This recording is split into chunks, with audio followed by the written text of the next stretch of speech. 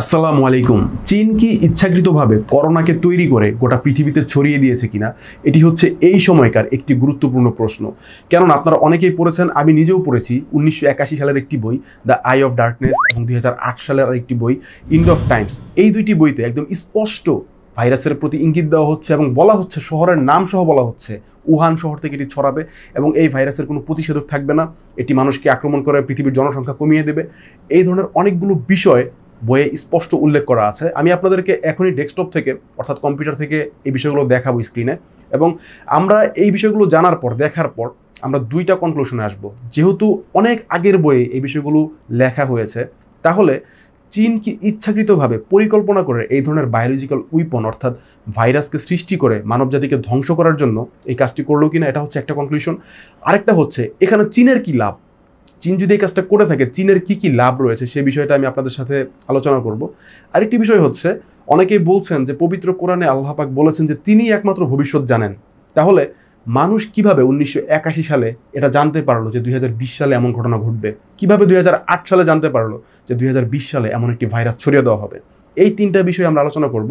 এখন আমরা চলে যাচ্ছি স্ক্রিনে। বন্ধুরা, আমরা চলে এসেছি আমাদের স্ক্রিনে। এখানে দেখা যাচ্ছে সিলভিয়া ব্রাউনি, তিনি এন্ড অফ ডেজ এই বইটা লিখেছেন। এই বইয়ের 312 পৃষ্ঠায় বলা হচ্ছে, ইন অ্যারাউন্ড 2020 এ severe pneumonia like illness will spread throughout the globe. অর্থাৎ 2020 সালে নিউমোনিয়ার মতো একটি রোগ গোটা পৃথিবীতে ছড়িয়ে পড়বে, attacking the lungs and the bronchial tubes and resisting all known treatments. এখানে বলা হচ্ছে এই রোগটা 2020 সালে যেটা আসবে সেটা লাংসকে এবং ব্রঙ্কিয়াল টিউবকে অর্থাৎ ফুসফুস এবং ফুসফুসের যে সমস্ত শাখা প্রশাখা রয়েছে সে সমস্ত জায়গায় এটা অ্যাটাক করবে এবং রেসিস্টিং অল নোন ট্রিটমেন্টস অর্থাৎ যত ধরনের চিকিৎসা আছে সেগুলোকে প্রতিহত করে ফেলবে, অর্থাৎ কোনো চিকিৎসা এর কোনো কাজ করতে পারবে না। এবং বলা হচ্ছে almost more baffling than the illness itself will be the fact that it will be suddenly vanish as quickly as it arrived. মানে বলা হচ্ছে এই রোগটা এমন একটা বিভ্রান্তি তৈরি করবে, যেটা কি না এমন একটা অবস্থা তৈরি করবে যে এটা একসময় আসবে এবং একসময় হঠাৎ নিজে নিজেই চলে যাবে। অ্যাটাক এগেইন 10 years লেটার, আবার 10 বছর পরে এর সংক্রমণ দেখা যাবে, অ্যান্ড দেন ডিসঅ্যাপিয়ার কমপ্লিটলি, এবং তারপর একদম পরিপূর্ণভাবে এটা ডিসঅ্যাপিয়ার হয়ে যাবে। সো এই বই থেকে যেটা বলা হচ্ছে 2020 সালে এটা আক্রমণ করবে এবং এর ফিচারগুলো হবে নিউমোনিয়ার মতো, এবং টোটালি করোনার যে ফিচার সেগুলো অ্যাটিপিক্যাল নিউমোনিয়ার মতোই।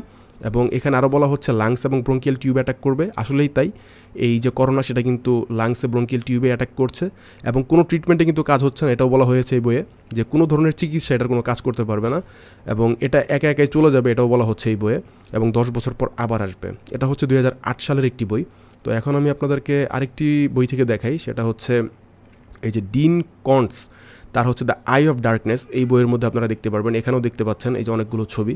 তো এইখানে ছবিগুলো একটু ঝাপসা দেখা যাচ্ছে, তাই আমি আপনাদেরকে পিডিএফ থেকে দেখাচ্ছি। পিডিএফ ফাইল থেকে আমি আপনাদেরকে দেখাই। সো পিডিএফ ফাইল থেকে এখানে আমি ওহানটা লিখে রেখেছি, এটা যদি কেটে দিই তাহলে আপনারা দেখতে পারবেন যে এর পিডিএফ মানে অরিজিনাল যে বইটা সেটা দেখেন। এই যে এটা হচ্ছে অরিজিনাল বই, ডিন কন্টসের দ্য আইস অফ ডার্কনেস। তো এই বইটা আর আগে যেটা দেখালাম, দেখুন এখানে মানে এর যে ওভারলুকটা সেটা খেয়াল করুন, এবং এটা কিন্তু একই, মানে একই ওভারলুক। তো এই বইটাতে যেটা বলা হচ্ছে, এটা যদি আমরা এখানে উহান লিখে জাস্ট সার্চ করি, দেখেন জাস্ট সার্চ করুন, সার্চ করলে আপনি পেয়ে যাবেন এখানে বেশ কিছু তথ্য যা দেওয়া হচ্ছে। আমরা একটু জুম করি, জুম করলে দেখতে সুবিধা হবে।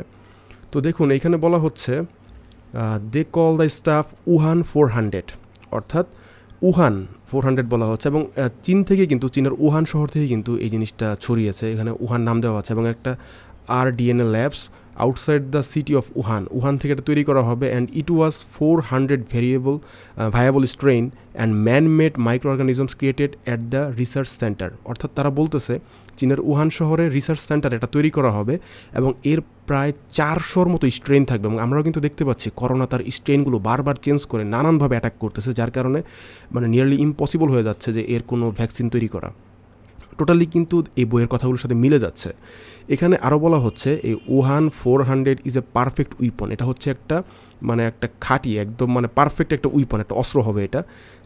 ইট অ্যাফ্লিক্টস অনলি হিউম্যান বিংস, এটা শুধুমাত্র মানুষকে আক্রমণ করবে। No other living creature can carry it, অর্থাৎ অন্য কোনো সৃষ্টিজীব এটাকে ক্যারি করতে পারবে না।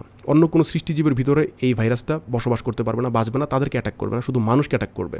এখানে আরও বলা হচ্ছে, and like syphilis Wuhan 400 can't survive outside a living human body for longer than a minute. এবং সিফিলিস একটা রোগ, এই রোগের মতো উহান 400 এটাও মানে অন্য লিভিং বডির বাহিরে এটা বসবাস করতে পারবে না এবং লিভিং বডির ভিতরে তারা বসবাস করতে পারবে। এই কথাগুলো এখানে মানে স্পষ্ট করে বলা হচ্ছে এবং আসলে কিন্তু তাই ঘটছে।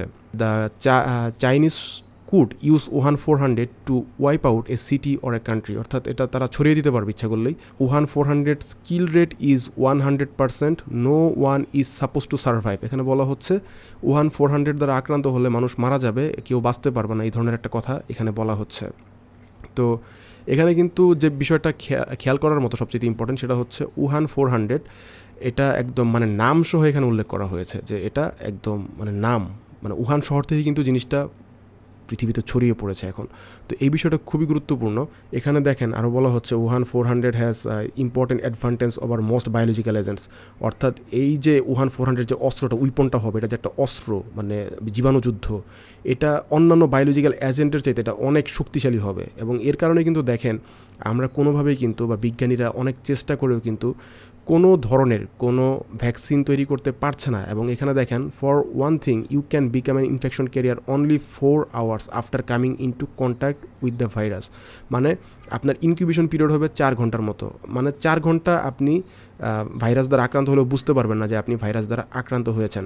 তাহলে এই যে বই, অর্থাৎ এই বইগুলোর মধ্যে একদম স্পষ্টভাবে একটা ধারণা দেওয়া হচ্ছে যে 2020 সালে এই বিষয়গুলো সংঘটিত হবে এবং উহান শহরের নাম সহ পাশাপাশি আমরা যেটা দেখতে পারলাম যে এই এন্ড অফ ডেজ এই বইতে একদম স্পষ্ট বলেই দেওয়া হয়েছে এটা একদম নিউমোনিয়ার মতো ফিচার হবে, একদম টোটালি যে বিষয়গুলো হবে সেটাই বলা হচ্ছে। তাহলে এই বিষয়গুলো থেকে আমরা অনেক গুরুত্বপূর্ণ ধারণা কিন্তু করতেই পারি, আমাদের মাথার মধ্যে কিন্তু না চাইলেও ধারণাগুলো এখন এসে পড়ে। তো বন্ধুরা, ইতিমধ্যে আপনারা সবকিছু দেখলেন এবং এই বিষয়ে আপনাদের কি মতামত সেটা অবশ্যই জানাবেন। তবে এখানে বেশ কিছু অমিলও রয়েছে, যেমন দ্য আই অফ ডার্কনেস এই বইটার মধ্যে যখন আপনারা দেখতে পেলেন যে এই ভাইরাস দ্বারা আক্রান্ত হওয়ার ফলে ফ্যাটালিটি রেট অর্থাৎ মৃত্যুবরণ করার হার একদম 100% বলা হয়েছে বইয়ের মধ্যে, কিন্তু বর্তমানে আমরা দেখতে পাচ্ছি করোনাতে আক্রান্ত হলেই কিন্তু মানুষ সাথে সাথে মারা যাচ্ছে না। এবং WHO ওয়ার্ল্ড হেলথ অর্গানাইজেশন তারা বলছে যে এই ভাইরাসে আক্রান্ত হওয়ার পর একটা মানুষের মৃত্যুর সম্ভাবনা 3 থেকে 4%। আমি বলছি না, WHO বলছে। তাহলে এটা হচ্ছে একটা অমিল। আরেকটা অমিল হচ্ছে এই বইয়ের মধ্যে বলা হয়েছে কেউ যদি এই ভাইরাস দ্বারা আক্রান্ত হয় তাহলে এটার ইনকিউবেশন পিরিয়ড থাকবে 4 ঘন্টা, অর্থাৎ ভাইরাস দ্বারা আক্রান্ত হয়েছে কিন্তু 4 ঘন্টার মধ্যে তার কোনো লক্ষণ প্রকাশ পাবে না। কিন্তু বাস্তবিক অর্থে WHO বলছে এই ভাইরাস দ্বারা আক্রান্ত হলে ইনকিউবেশন পিরিয়ড 14 দিন পর্যন্ত হতে পারে, অর্থাৎ 14 দিন পর্যন্ত একটা মানুষ আক্রান্ত হয়েও তার মধ্যে কোনো লক্ষণ প্রকাশ পাবে না যে সে আসলে করোনায় আক্রান্ত। 14 দিন পর সেটা প্রকাশ পাবে। তাহলে এটা হচ্ছে আরেকটা অমিল। আরেকটা গুরুত্বপূর্ণ অমিল হচ্ছে এই ভাইরাস যে মানুষই সৃষ্টি করেছে এমন কোনো প্রমাণ এখন পর্যন্ত বিজ্ঞানীরা পায়নি, বরং তারা ধারণা করছে এটি হয়তো কোনো বাদুড় বা এই জাতীয় কোনো প্রাণী থেকেই মানুষের শরীরে এসে পড়েছে। এটা হচ্ছে আরেকটা অমিল। এবং নামের ক্ষেত্রে তো অমিল রয়েছেই। তো এই বিষয়গুলো হচ্ছে কিছু অমিল। তবে একটা গুরুত্বপূর্ণ বিষয় কিন্তু মাথা থেকে কোনোভাবেই উড়িয়ে দেওয়া যায় না, সেটা হলো যে কিভাবে এই ভাইরাসটির প্রতি ইঙ্গিত করা হলো উহান শহরের নাম সহ। এবং এন্ড অফ টাইমস ওই বইটার মধ্যে একদম স্পষ্ট বলাই হচ্ছে যে এটার কোনো প্রতিষেধক থাকবে না, এটা একসময় অটোমেটিক ভ্যানিশ হয়ে যাবে। তাহলে এই যে বিষয়গুলো এরকম মানে একটা প্রেডিকশন, এটা কিভাবে মিলে গেল?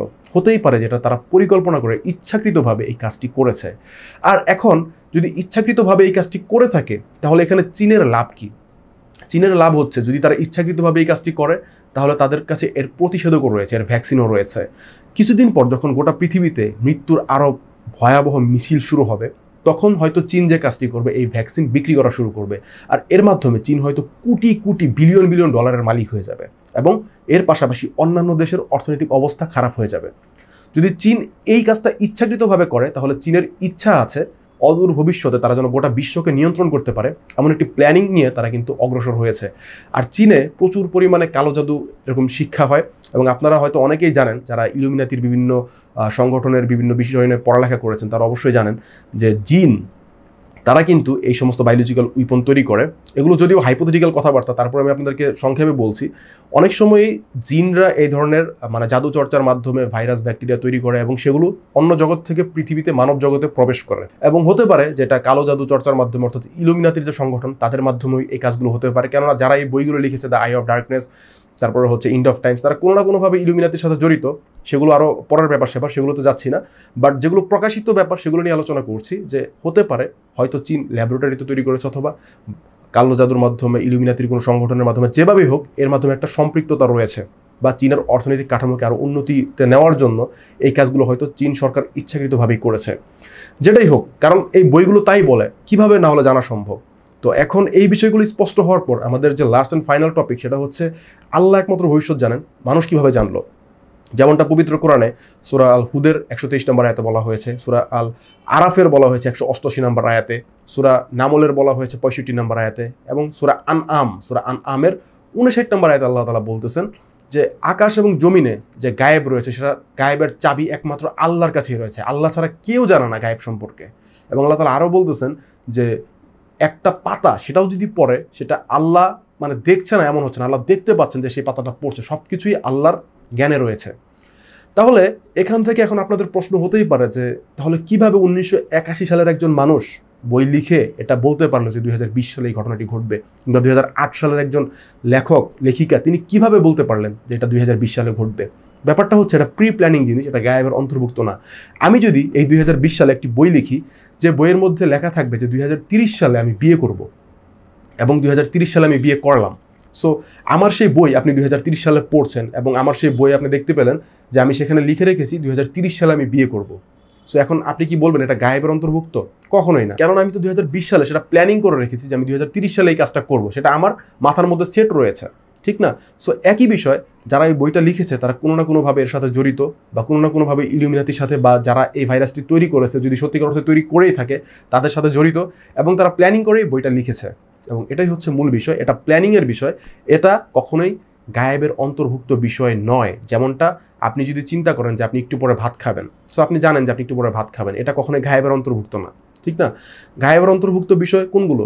আপনি কখন মারা যাবেন সেটা কেউ জানে না, ঠিক না? আপনি নিজেও জানেন না, এগুলো হচ্ছে গায়েবের বিষয়। আপনি কখন পুনরুত্থিত হবেন, কখন কিয়ামত সংঘটিত হবে, এগুলো হচ্ছে গায়েবের বিষয়, এগুলো আল্লাহ ছাড়া কেউ জানে না, এগুলো হচ্ছে গায়েব। সো আমরা এই বিষয়টা যদি বুঝতে পারি তাহলে আমাদের হয়তো কনসেপশনগুলো ক্লিয়ার হবে। আর যেভাবেই তৈরি করা হোক ভাইরাসটা, হোক মানব সৃষ্ট বা আল্লাহর পক্ষ থেকে, যেটাই হোক, আমরা দেখতে পাচ্ছি যে এই বিষয়টা এখন আমাদের সমাজে একটা গুরুত্বপূর্ণ সমস্যা তৈরি করেছে। মানুষ মারা যাচ্ছে। আমরা দোয়া করি আল্লাহ পাক যেন এখান থেকে আমাদেরকে রক্ষা করেন।